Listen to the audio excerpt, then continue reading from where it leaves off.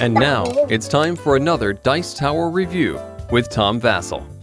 I think most of us when we were a kid played this square game, where on your turn you would draw a line and then someone else would draw a line and you would take turns drawing lines as the game progressed.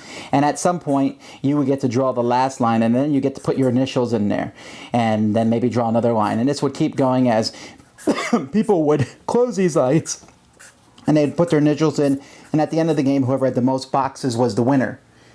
Let me show you the board game version of that. The board game version of that is Castellan. Now this game here comes in a box like this, although on the shelves it's sold in a bigger box, which is there for display purposes only. The smaller box actually slides out of it, and then Viola, this is what you have here, easy to keep on the shelf. You can buy this in two different colors. This is the red-blue set, and you can buy the yellow-green set. The red-blue set has English rules, the yellow-green set has international rules, but you can mix them together to play a up to 4-player game. Otherwise, it's a 2-player game. Let me show you how the 2-player game works.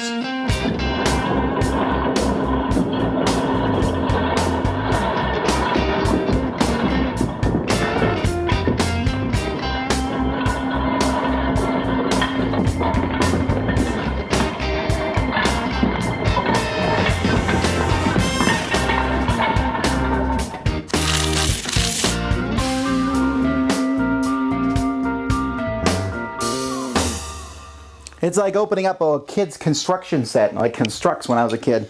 You have these pieces, you have long pieces and you have short pieces and you have towers, and then you have your keeps, blue and red, or if you buy the yellow and green set, yellow and green.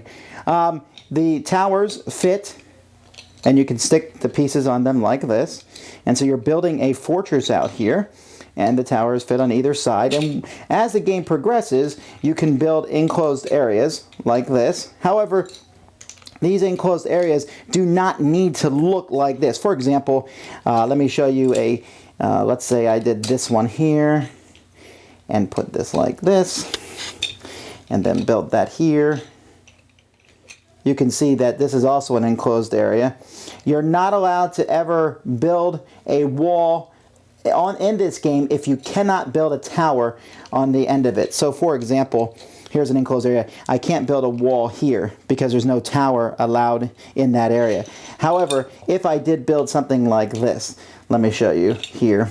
If I build a big area and I'm building it around like this, and I build this here, it is perfectly legitimate for me to build a small one here because I can build a tower on the end of it. In fact, you can see I could even continue that trend and put a tower here, although that would be the biggest I could do. And this is still an enclosed area. So the way the game works is each player has 2 piles of cards. One pile is a wall pile, one is a tower pile. The difference between these is essentially the wall cards always show walls, at least, and the tower cards always show towers. Each card shows a certain number of pieces. You start with 2 from each pile at the beginning of the game. And on your turn, you can play as many as you want.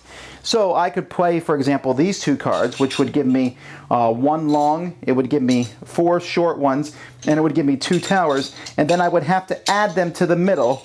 I must add them. You must play 1 card, and as you add spots in the middle, you are allowed to, if you enclose an area, to place one of your keeps in that area, claiming that. And you are also allowed to, once you've claimed one, you're allowed to, once per game, claim one with a double keep. That one is going to score you bonus points at the end of the game. It is possible to split a keep up on your turn so that you can, claim both sides of it like that if you'd like to. You'll get points for both of those. Now, as you play the different cards in the game, you will only draw 1 card at the end of your turn. However, if one of the cards you play shows a card on it, you will draw an extra card for that one over the course of the game. When one person has played all their cards, the other person has one last turn, and then the game is over, and then you'll score points. Each keep will score points for each tower in the area it's enclosed in. So, for example, in this situation, red would get 1, 2, 3, 4, 5, 6, 7. Blue would get 1, 2, 3, 4 for this one. 1, 2, 3, 4, 5 for this one. And for this one, 1, 2, 3, 4, 5, 6 times 2, 12. Now, obviously, in this example, blue wins by a mile, but hopefully points will be closer to that because there's still a lot of pieces. There's enough pieces included in the game that if every card was played, you would be able to get them all on the board.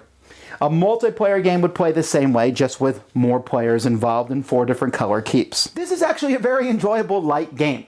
You know, that whole square thing I played when I was a kid, you played it because it was entertaining. This has that same thing, except this has that cool factor of, hey, I'm actually building with these things. I'm actually building pieces here on the board. I'm building a castle. The visual effect is really cool. Now, the game is light, but it is entertaining as you try to build different shapes. You don't want to set your opponent up so that they can finish something, but at the same time, you must play a card each turn, so you set it up. You might try to set yourself up, and when do you play all 4 cards? You know, when does that happen? The problem is when you play all 4 cards, you're probably going to have 1, and then next turn you have to play that 1. Now, it is possible, and I've seen it happen, where lucky card draw, especially at the beginning game, if one person gets the cards that let them draw more cards, they can get a big jump on their opponent and maybe finish the game before their opponent can get all their stuff out. But that doesn't happen all the time. And again, the game is light. We're talking 15-minute games. So it's a cool game. It has a neat visual effect, and it's nice and easy going, but offers you some tactics and strategy. Now, no, I'm talking about the 2-player game. I haven't actually played the 4-player game. I'm not sure I want to. The reason being is in the 2-player game I can set myself up. My opponent's turn, maybe they'll do something, but I can set myself up. In a 4-player game, it's going to be so chaotic that there's no reason to watch the board until it comes back to you because it's going to change dramatically by the time it comes back. But in a 2-player game, that back and forth. And also, I like the fact that it's a 15-minute cool little game like this.